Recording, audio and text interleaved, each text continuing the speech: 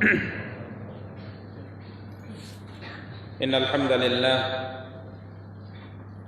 نحمده ونستعينه ونستغفره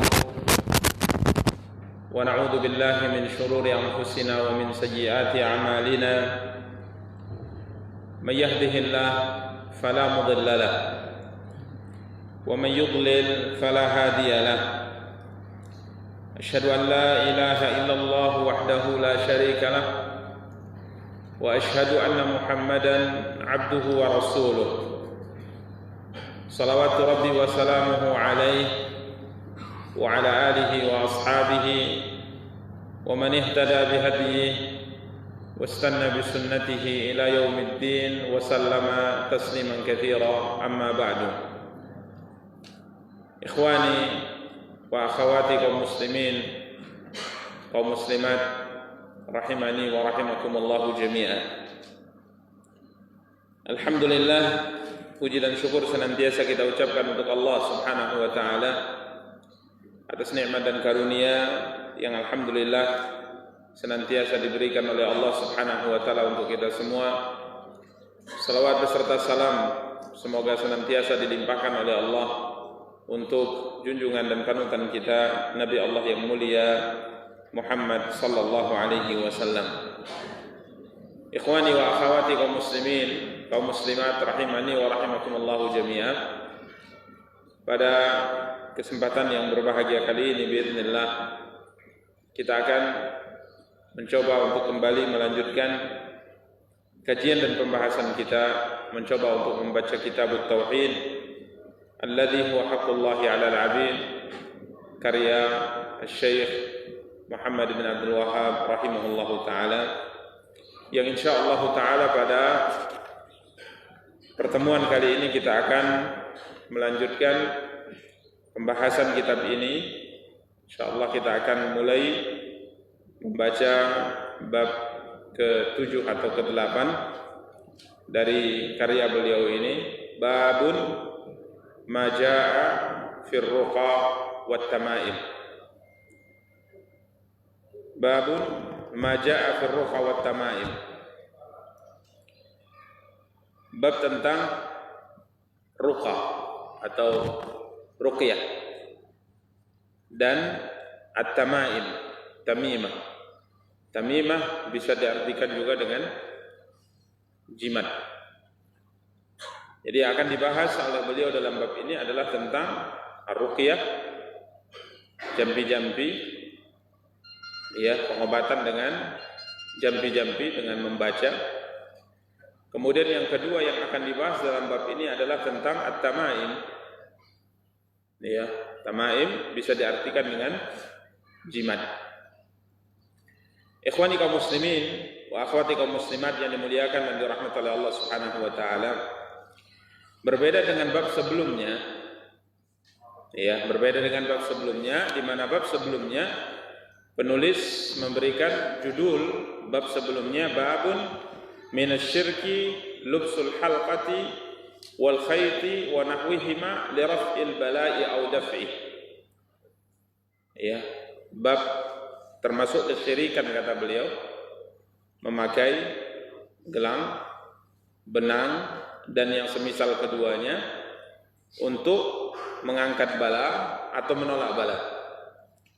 Jadi dalam bab sebelumnya penulis langsung menyatakan di dalam bab bahwa memakai gelang, benang dan yang semisalnya untuk mengangkat bala atau menolak bala ini jelas-jelas termasuk kesyirikan.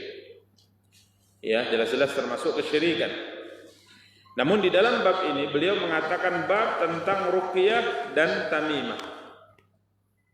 Beliau tidak langsung mengatakan bab ruqyah adalah kesyirikan, tamimah adalah kesyirikan.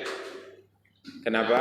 Karena ruqyah, pengobatan dengan jampi-jampi dengan membaca tersebut ada yang termasuk syirik dan ada yang tidak syirik. Maka di sini beliau akan jelaskan rahimahullahu taala. Begitu juga dengan tamimah. Yang dimaksudkan dengan tamimah di sini adalah jimat yang dipakai yang tertulis di dalam jimat tersebut adalah ayat-ayat Al-Quran. Ya, tertulis dalam jimat tersebut ayat-ayat Al-Quran atau doa. Ya, jadi contoh misalnya dituliskan di dalam kertas ayat-ayat yang bisa menolak, disebutkan di antara keutamanya bisa mengusir jin dan sebagainya, bisa melindungi seseorang dari kejahatan-kejahatan makhluk Allah Subhanahu wa taala.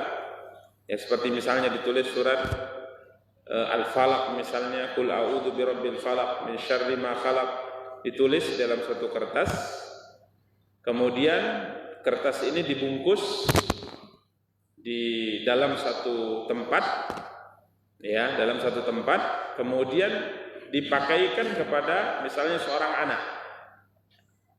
Nah, jadi jika seandainya tamimah ini terbuat dari firman Allah atau doa-doa yang diajarkan oleh Nabi kita yang mulia sallallahu alaihi wasallam, kemudian digantungkan pada seseorang, khususnya pada anak yang masih bayi misalnya, maka jika seandainya dia dari Al-Quran atau doa yang diajarkan oleh Nabi sallallahu alaihi wasallam, maka di sini ada perbedaan di kalangan para ulama. Ada yang membolehkannya, ada yang melarangnya. Sehingga beliau di sini tidak langsung menegaskan bahwa tamimah itu dalam bentuk seperti ini bahagian daripada kesyirikan. Akan tapi jika seandainya dia dalam bentuk gelang, sebagaimana yang kita bahas dalam bab yang lalu, atau dalam bentuk benang, atau dalam bentuk kuningan, tembaga dan yang lainnya, tujuannya untuk menolak bala atau mengangkat bala, ini jelas bahagian daripada kesyirikan. Namun jika seandainya tamimah itu ya dibuat dari Al-Quran atau dari doa yang diajarkan oleh Nabi sallallahu alaihi wasallam. Misal kalau tadi kita contohkan ayat Al-Quran, ini yang dituliskan padanya misalnya doa Bismillahilladzi a'udzu bikalimatillahi tammati min syarri ma khalaq, dituliskan kemudian dipakaikan di leher seorang anak, dikalungkan di leher seorang anak. Maka untuk poin yang seperti ini ada perbedaan di kalangan para ulama kita. Maka Syekh rahimahullah ta'ala tidak langsung mengatakan ini bahagian daripada apa? Kesyirikan. Beliau nanti akan jelaskan bagaimana terjadi perbedaan di kalangan para ulama dalam bab ini. Jadi ruqyah ada yang syirik, ruqyah ada yang tidak syirik atau dibolehkan. Tamimah juga terjadi khilaf di kalangan para ulama kalau dia dari Al-Quran atau dari doa yang diajarkan Nabi SAW. Ada sebagian para ulama mengatakan itu dibolehkan, berarti bukan termasuk kesyirikan, dan ada sebagian para ulama melarangnya. Demikian ikhwani kaum muslimin wa akhwati kaum muslimat yang dimuliakan dan dirahmati oleh Allah Subhanahu wa taala. Penulis berkata, menjelaskan tentang bab ini, fi sahih an Abi Bashir Al-Ansari radhiyallahu anhu annahu kana ma'a Rasulillah sallallahu alaihi wasallam fi ba'di asfarihi fa arsala rasulan alla yabqayanna fi raqabati ba'irin kiladatun min watarin aw kiladatun illa quti'at. Di dalam sahih yang masukkan di sini adalah Sahih Al-Bukhari. Jadi hadis ini diriwayatkan oleh Al-Imam Al-Bukhari rahimahullah dari seorang sahabat bernama Abu Bashir Al-Ansari radhiyallahu anhu. Abu Bashir Al-Ansari radhiyallahu taala atau nama beliau adalah Qais bin Abdullah radhiyallahu anhu. Beliau berkata bahwa sesungguhnya beliau pernah bersama dengan Rasulullah sallallahu alaihi wasallam fi ba'di asfari. Beliau pernah mendampingi Nabi kita yang mulia sallallahu alaihi wasallam di dalam salah satu di antara perjalanan safar Nabi kita yang mulia sallallahu alaihi wasallam. Kemudian Abi Bashir Al-Ansari radhiyallahu taala mengatakan, Nabi kita yang mulia sallallahu alaihi wasallam mengutus utusan untuk mengumumkan kepada seluruh kaum muslimin alla yabqayanna fi raqabati ba'irin, ya, tidak boleh ada lagi kata Rasulullah sallallahu alaihi wasallam di leher unta qiladatun min watarin. Tidak ada boleh ada kalung di leher unta kecuali semuanya harus diputus. Ya, jadi semua kalung yang diletakkan oleh kaum muslimin, oleh orang-orang yang ikut safar dalam perjalanan itu, kalung yang tujuannya untuk agar unta tersebut terjauh dari musibah, agar unta tersebut terjauh dari penyakit ain, maka semua kalung-kalung ini hendaknya dibuang, hendaknya diputuskan. Ya, ini hadis yang diriwayatkan oleh Imam Al-Bukhari dari hadis Abi Bashir Al-Ansari radhiyallahu taala. Ikhwani kaum muslimin wa akhwati kaum muslimat yang dimuliakan dan dirahmati oleh Allah. Pensyarah menjelaskan, ya, sebelum beliau mensyarah hadis yang mulia ini, beliau menjelaskan tentang apa yang dimaksud dengan ar-ruqa atau ruqyah dan apa yang dimaksud dengan tamaim atau tamim. Ya, apa itu ruqyah dan apa itu tamimah. Walaupun nanti juga akan dijelaskan oleh Syekh Muhammad bin Abdul Wahhab rahimahullahu taala. Ikhwani kaum muslimin wa akhwati kaum muslimat yang dimuliakan dan dirahmati oleh Allah Subhanahu wa taala. Ruqyah yang kita terjemahkan tadi dengan terjemah apa? Jampi-jampi atau bacaan yang dibaca dalam salah satu di antara sistem pengobatan, di mana dahulu orang-orang Arab sudah mengenal sistem pengobatan ini. Ya, mereka sudah mengenal sistem pengobatan ini. Bahkan sebelum datangnya Islam, mereka sudah melakukan sistem pengobatan ini kepada orang-orang yang sakit di kalangan mereka. Ya, ruqyah, bacaan atau jampi-jampi yang dibacakan kepada orang yang sakit. Hakikat daripada ruqyah ini, kata beliau, annaha ad'iyatun wa alfadhun tuqalu aw tutla summa yunfathu fiha. Hakikatnya dia adalah doa atau lafaz-lafaz yang diucapkan atau dibaca, kemudian setelahnya dihembuskan. Ya, setelah dibaca, ya, dibaca doa-doa tersebut atau ayat-ayat tersebut, maka yang membaca atau yang mendoakan tadi menghembuskan nafasnya di tempat yang pasien tadi merasakan apa? Sakit. Ini ruqyah, ini hakikat ruqyah. Jadi dia adalah doa, lafaz yang diucapkan atau dibaca, kemudian setelah selesai membaca, maka di sana ada dihembuskan atau ditiup di tempat anggota tubuh yang merasa sakit. Kemudian beliau mengatakan bahwa ruqyah ini lahu atharun udwiyun fil badan. Ruqyah ini apabila di sistem pengobatan dengan sistem ruqyah ini ada pengaruhnya secara lahiriah. Pengaruhnya secara apa? Lahiriah. Artinya tatkala ada satu anggota tubuh yang sakit misalnya, ya, yang sakit misalnya, kemudian dibacakan ayat Al-Quran atau dibacakan doa, kemudian dihembus, maka sakitnya apa? Hilang. Sakitnya hilang. Jadi pengaruhnya itu sama persis seperti apa? Obat. Ya, penghilang nyeri, obat penghilang sakit. Jadi tatkala dia dibacakan, ya, maka pengaruhnya kontak. Yang biasanya kita selama ini tahu ruqyah tersebut adalah sistem pengobatan yang dipakai untuk sakit apa? Ruh, perasaan atau jiwa, seperti misalnya kerasukan. Padahal ruqyah ini juga pengobatan yang bisa dipakai untuk penyakit anggota tubuh. Ya, sampai-sampai Nabi kita yang mulia sallallahu alaihi wasallam pernah bersabda, la ruqyata illa min ainin aw humah. Ruqyah yang paling mujarab, kata Nabi sallallahu alaihi wasallam, di antaranya adalah ruqyah, pengobatan sistem ruqyah yang dipakai untuk sengatan binatang yang berbisa. Kita contohkan misalnya antum tersengat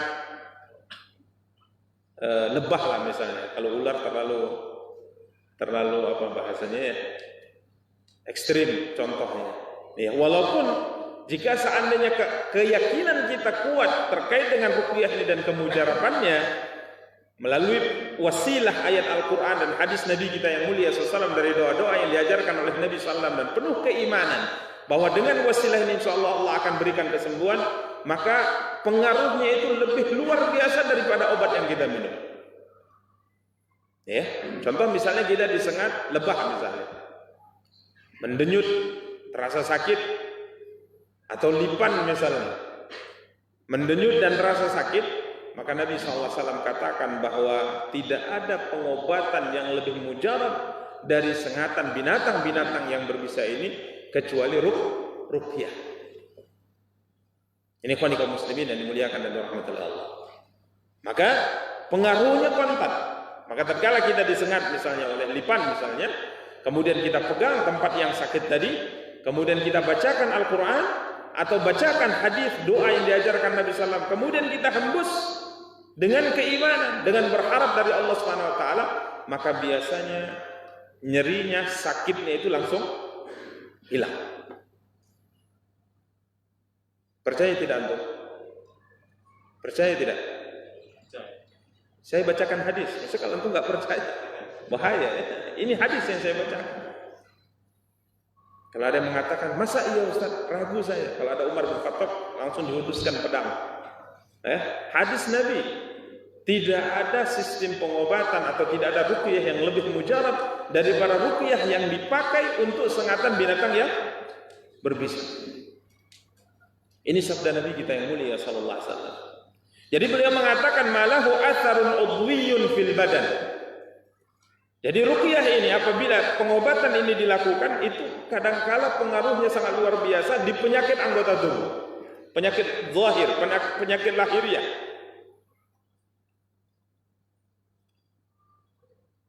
Al-Quran diturunkan oleh Allah Subhanahu wa taala sebagaimana Allah firmankan, "Law anzalna hadzal Qur'ana 'ala jabalin la ra'aitahu khashi'an mutasaddian min khasyatillah." Al-Quran ini kalau seandainya Allah turunkan ke gunung, maka gunung akan tunduk, gunung akan takut, gunung akan terpecah belah karena takutnya kepada Allah.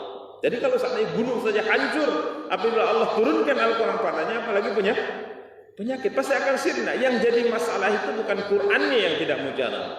Yang jadi masalah adalah iman kita yang lemah terhadap Al-Quran. Keyakinan kita terhadap sistem pengobatan yang diajarkan oleh Nabi SAW ini yang lemah.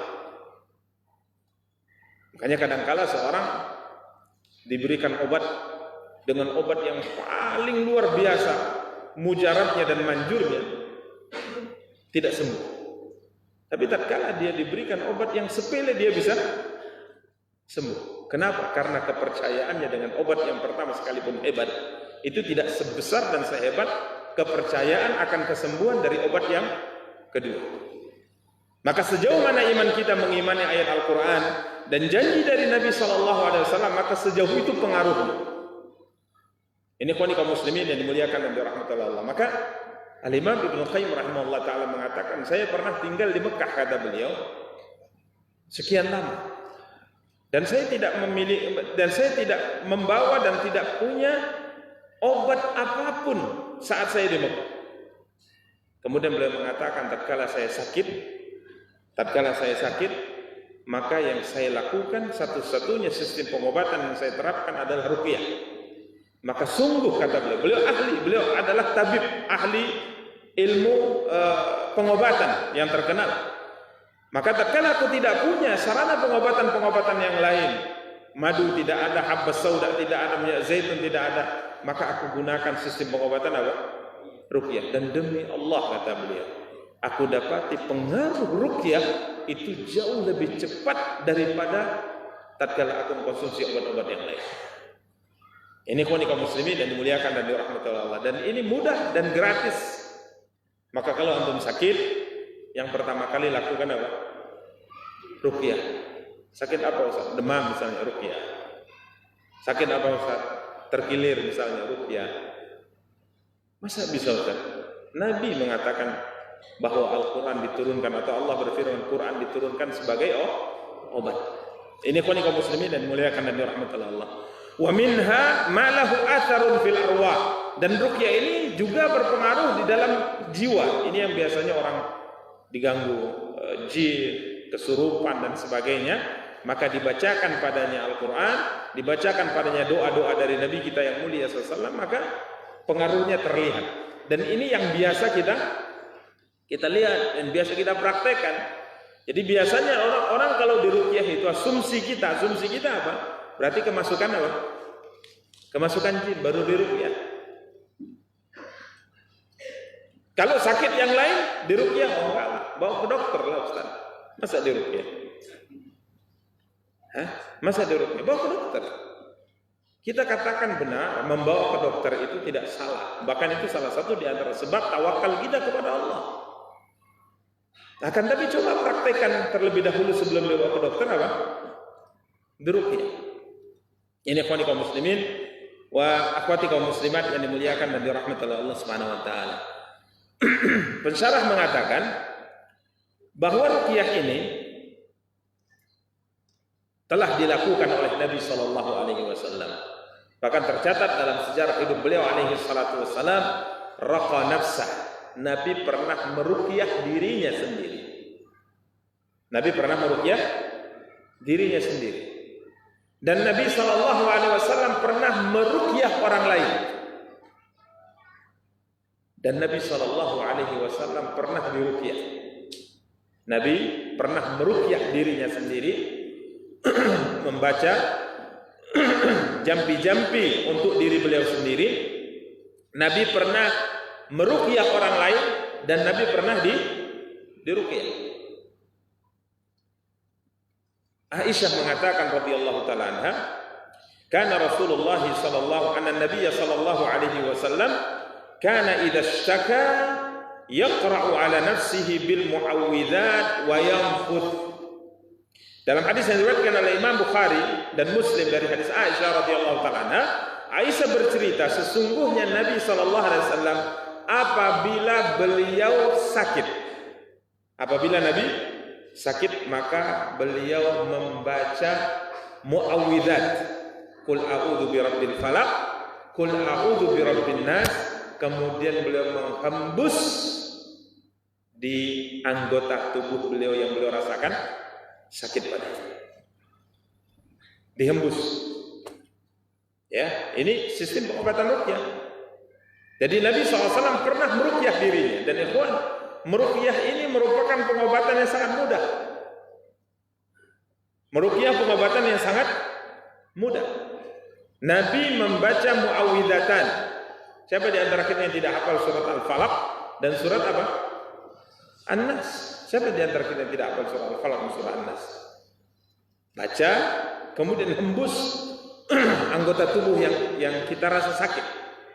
Baca 3 kali baca. Qul a'udzu birabbil falaq. Dibaca 3 kali. Qul a'udzu birabbin nas, baca 3 kali, kemudian hembus. Ya. Ini yang dilakukan oleh Nabi kita yang mulia sallallahu alaihi wasallam. Dan Nabi sallallahu alaihi wasallam pernah meruqyah ghairahu. Nabi meruqyah orang lain. Aisyah radhiyallahu taala anha mengatakan, "Kana Rasulullah sallallahu alaihi wasallam idza marida ahadun min ahlihi nafatha alaihi bil mu'awwidzat." Nabi kita yang mulia sallallahu alaihi wasallam apabila mendapati salah satu di antara keluarganya sakit, maka biasanya Nabi sallallahu alaihi wasallam membacakan untuk keluarganya yang sakit, anak beliau atau istri beliau, maka beliau membacakan untuk keluarga beliau yang sakit ini surat Al-Falaq dan surat An-Nas, kemudian Nabi menghembusnya. Ya, kemudian Nabi apa? Menghembus, tinggal menghadirkan keyakinan saja, menghadirkan keimanan saja, lakukan ini, insya Allah pengaruhnya sangat luar biasa. Kemudian beliau mengatakan bal sabata annahu ruqiya aidan raqahu Jibril. Bahkan telah sabit dari Nabi kita yang mulia sallallahu alaihi wasallam beliau pernah diruqyah. Siapa yang meruqyahnya? Jibril alaihi salatu wassalam. yakni tatkala Nabi kita yang mulia sallallahu alaihi wasallam terkena apa? Sihir. Nabi disihir. Nabi kita yang mulia sallallahu alaihi wasallam terkena apa? Sihir. Disihir oleh Labid al-Asam, seorang Yahudi. Menyihir Nabi kita yang mulia sallallahu alaihi wasallam dengan buhul yang ditiup-tiup olehnya, kemudian buhul tersebut dimasukkan ke dalam sumur. Ya. Maka akhirnya Nabi kita yang mulia sallallahu alaihi wasallam merasakan pengaruh sihir itu di tubuh beliau. Sehingga disebutkan bahwa beliau seperti orang yang hidup dalam satu alam yang susah. Ya, artinya beliau belum melakukan sesuatu, kiranya perasaan beliau sudah apa? Melakukannya. Sampai-sampai beliau tidak mampu untuk berhubungan dengan istri-istri beliau alaihi salatu wassalam. Jadi beliau sakit terkena pengaruh sihir yang dipraktekkan oleh seorang Yahudi. Sampai akhirnya Jibril alaihi salatu wassalam datang. Ya, Jibril alaihi salatu wassalam datang, kemudian, ya Muhammad istakaita. Ya Muhammad, apakah engkau sakit? Maka Nabi kita yang mulia SAW menjawab, iya, aku sakit. Maka Jibril alaihi salatu wassalam meruqyah Nabi kita yang mulia sallallahu alaihi wasallam dengan doanya, Bismillahi urqika min kulli syai'in yu'dhika min syarri kulli nafsin aw 'aini hasidin Allahu yashfika. Bismillahi urqik. Jibril alaihi salatu wassalam berdoa dengan menyebut nama Allah, aku meruqyahmu dari semua yang mengganggumu, dari semua kejahatan setiap jiwa atau pandangan yang hasad kepadamu. Semoga Allah memberikan kesembuhan kepadamu dengan menyebut nama Allah, aku meruqyahmu. Jadi ini bacaan ruqyah yang dibaca oleh siapa? Jibril alaihi salatu wassalam kepada Nabi kita yang mulia sallallahu alaihi wasallam. Dalam sebagian riwayat Jibril membacakan juga muawwidatan, qul a'udzu birabbil falaq dengan qul a'udzu birabbin nas, sehingga akhirnya Nabi kita yang mulia sallallahu alaihi wasallam sembuh dari pengaruh sihir tersebut. Jadi ini ruqyah. Ya. Nabi pernah meruqyah dirinya, Nabi pernah meruqyah orang lain, dan Nabi SAW pernah diruqyah. Dan Aisyah sendiri radhiyallahu taala mengatakan bahwa beliau pernah meruqyah Nabi kita yang mulia sallallahu alaihi wasallam. Bukan hanya Jibril, Aisyah meruqyah Nabi. Disebutkan tatkala Nabi kita yang mulia sallallahu alaihi wasallam sakit sangat parah di akhir hayat beliau alaihi salatu wasallam, dan aku lihat sakit kepala beliau sangat luar biasa. Ya, sampai Nabi kita yang mulia sallallahu mengikat kepala beliau dengan sorban beliau. Karena apa? Karena begitu sakitnya kepala beliau. Maka tatkala Aisyah radhiyallahu taala melihat ini, maka aku bacakan ayat Al-Qur'an, ya, di tangan Nabi kita yang mulia sallallahu alaihi wasallam. Ya, di tangan Nabi kita yang mulia sallallahu, aku bacakan ayat Al-Qur'an di tangan Nabi kita yang mulia sallallahu, bukan di tangan Aisyah. Karena Aisyah mengetahui bahwa tangan Nabi jauh lebih berkah. Maka Aisyah membacakan ayat Al-Qur'an, qul a'udzu birabbil falaq, qul a'udzu birabbin nas, di tangan Rasulullah, di telapak tangan Rasulullah. Kemudian setelah membacanya, maka Aisyah mengusapkan tangan Nabi di tempat yang Nabi merasakan sakit di tubuh beliau alaihi salatu wassalam. Ya, ini ikhwani kaum muslimin yang dimuliakan dan dirahmati oleh Allah Subhanahu wa taala. Sehingga beliau mengatakan bahwa ruqyah ini selama tidak mengandung unsur kesyirikan maka dibolehkan. Selama tidak mengandung unsur apa? Kesyirikan dibolehkan. Sampai-sampai Nabi kita yang mulia sallallahu alaihi wasallam berkata kepada para sahabat yang biasa melakukan sistem pengobatan ruqyah sebelum datang masa Islam. Nabi SAW berkata kepada mereka, "I'rudu 'alayya ruqakum la ba'sa birruqa ma lam yakun fihi syirkun." Coba tunjukkan jampi-jampi yang kalian lakukan.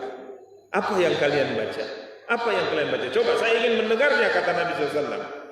Ruqyah itu dibolehkan selama tidak mengandung unsur kesyirikan. Ya, ini ikhwani kaum muslimin wa akhwati kaum muslimat yang dimuliakan dan dirahmati Allah. Sehingga para ulama menyebutkan bahwa ruqyah ini dibolehkan dengan 3 syarat. Ruqyah dibolehkan dengan 3 syarat. Yang pertama, harus dari Al-Quran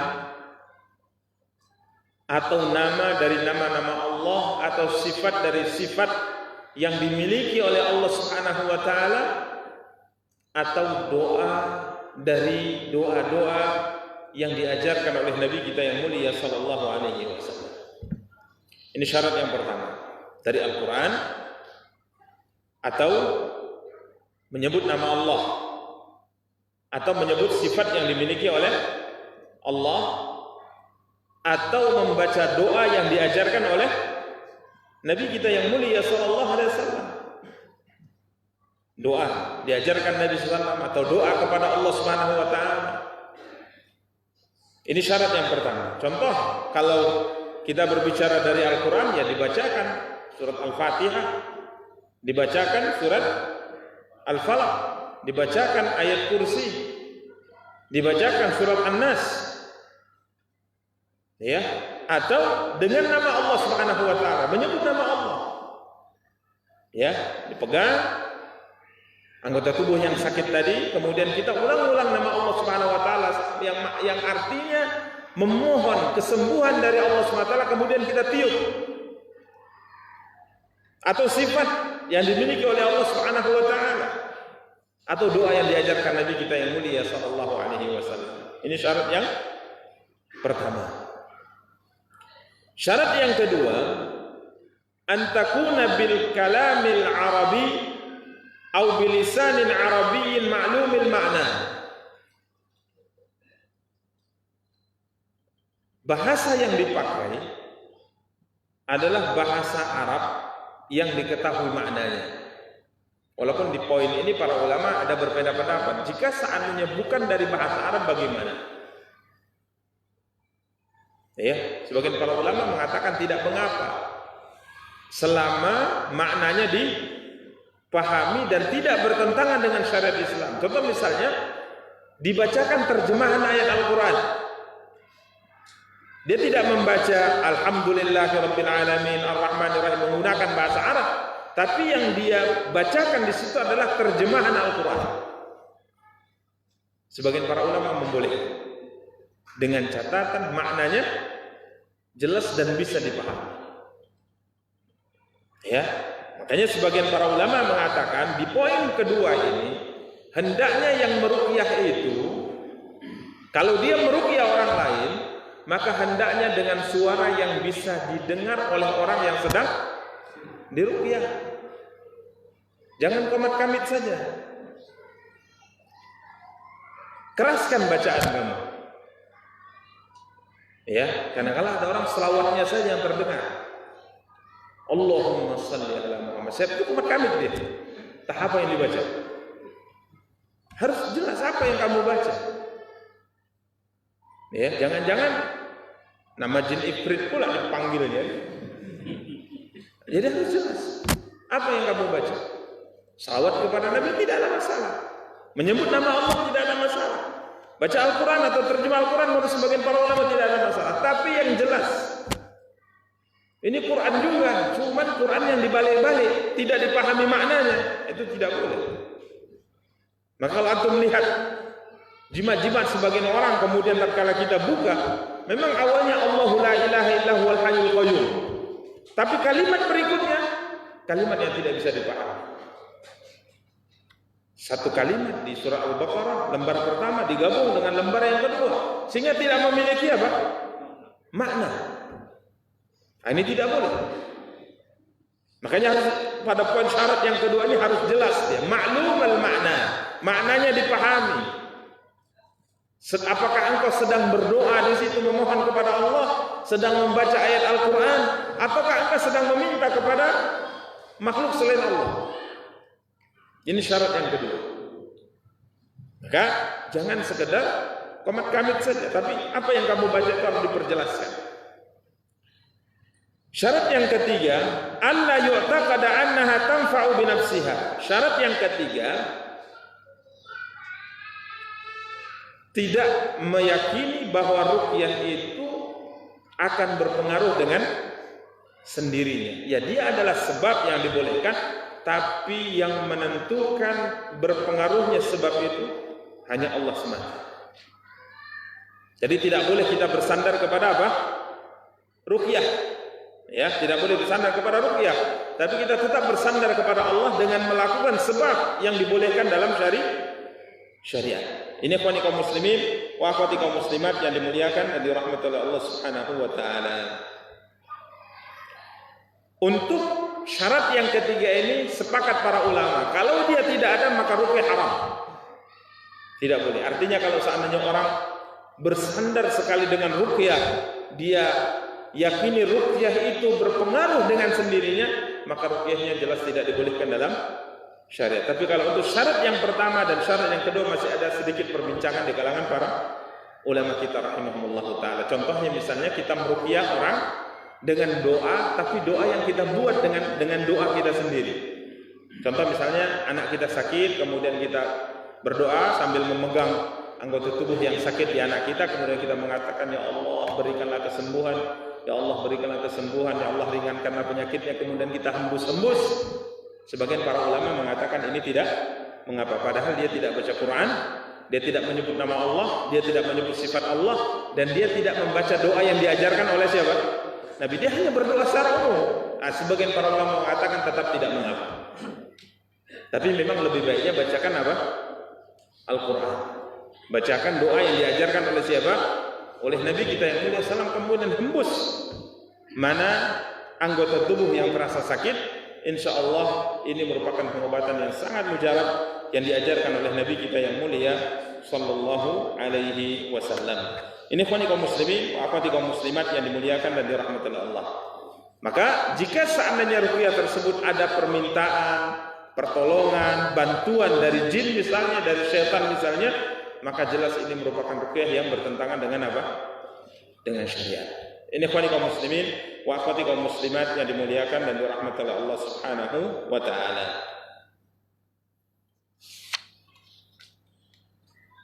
Berikutnya beliau menjelaskan tamaim. Apa itu tamimah?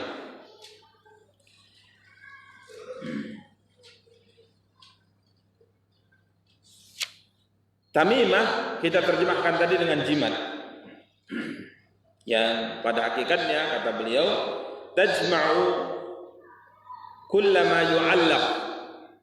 Tamimah itu adalah hakikatnya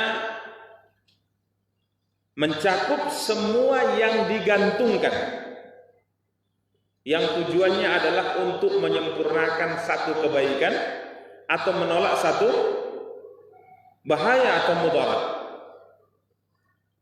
Semua yang digantungkan itu tamimah namanya secara umum. Semua yang digantungkan, apakah yang digantungkan dari Al-Quran, dari doa Nabi SAW, ataukah yang digantungkan itu misalnya ekor tupai, ataukah yang digantungkan itu misalnya tasbih. Ada orang gantungkan tasbih.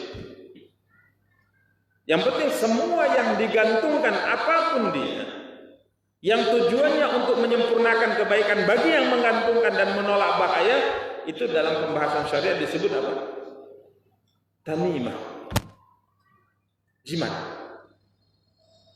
Contoh misalnya menggantungkan ayat Al-Quran di depan ruku, ayat kursi misalnya. Kenapa digantungkan di sini? Nolak bala, Ustaz. Itu disebut apa? Tamimah. Masuk ke mobil teman, kira ada ekor tupai digantung di depan, di spion dalam. Nah, ini kok ekor tupai. Kenapa nggak ekor buaya? Besar kali gitu. Ekor tupai ini untuk menolak mudarat besar, biar orang tidak ini. Itu namanya apa? Tamimah. Itu jimat juga namanya. Bahkan kemarin kita katakan, kalau orang menulis Masya Allah, Tabarakallah sekalipun, tujuannya adalah untuk menolak mudarat, ini juga tamimah juga dalam bahasa. Ya, atau yang digantungkan di leher, digantungkan di binatang. Tadi kita bacakan hadis Abi Bashir, sapi dipakaikan apa? Kalung. Kemudian kalung ada loncengnya. Bahasa lonceng mungkin beda bahasanya. Tapi tujuan lonceng kenapa mesti lonceng? Supaya jin lari misalnya. Nah ya, walaupun mungkin bahasa sebagian orang supaya kalau dicuri Ustaz kedengaran dia bawa lari. Nggak masuk akal padahal. Maka kita katakan kalau tujuannya adalah untuk kebaikan dan untuk menolak mudarat, maka ini dalam pembahasan kita disebut apa? Tamimah. Apapun bentuknya. Hanya saja yang dibahas dalam bab ini yang terjadi khilaf di kalangan para ulama hatta di masa sahabat, yaitu kalau tamimah itu terbuat dari ayat Al-Quran atau tamimah itu terbuat dari doa-doa yang diajarkan oleh siapa? Oleh Nabi kita yang mulia sallallahu alaihi wasallam. Ini tamimah. Jadi kalau selain Al-Quran, selain ayat Al-Quran dan selain doa yang diajarkan oleh Nabi sallallahu alaihi wasallam, maka jelas tamimah itu termasuk apa? Kesyirikan, tidak boleh. Ya, ini kaum muslimin yang dimuliakan dan dirahmati oleh Allah Subhanahu wa taala.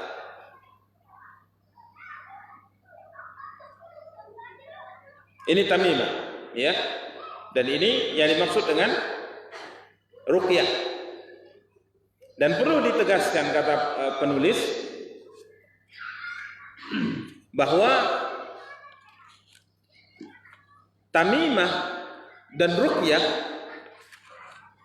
pada dasarnya jika saatnya melenceng dari apa yang ditetapkan oleh syariat, ini pembahasannya masuk dalam syirik kecil sebagaimana kita jelaskan. Ya, pembahasannya termasuk syirik kecil kecuali dalam beberapa poinnya, ya, kecuali dalam beberapa poinnya sebagaimana yang telah kita jelaskan pada pertemuan yang lalu.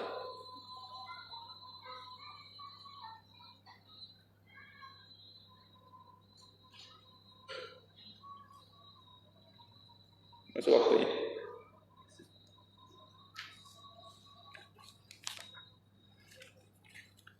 Baik, mungkin ada suatu bukan pertanyaan sebenarnya, ini adalah harapan ya, semoga Allah SWT memberikan keberkahan pada antum dan keluarga, amin. Anda berharap antum mau memberikan nasihat untuk kami di kondisi saat ini tatkala fitnah bagaikan ombak besar yang setiap saat dapat menghantam atau merusak akidah dan manhaj kami.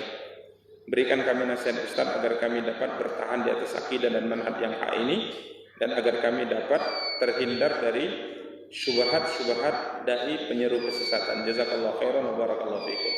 Insyaallah kita akan komentari ini permohonan di pertemuan yang akan datang, mungkin sebelum kita bahas kitab ini, karena memang yang namanya syubhat itu pengaruhnya sangat luar biasa. Yang kadang-kala kita tidak menyadari akan pengaruh ini. Padahal para ulama dahulu sudah mengatakan asy-syubhatu thaqafatun wal qulubu dhaifah.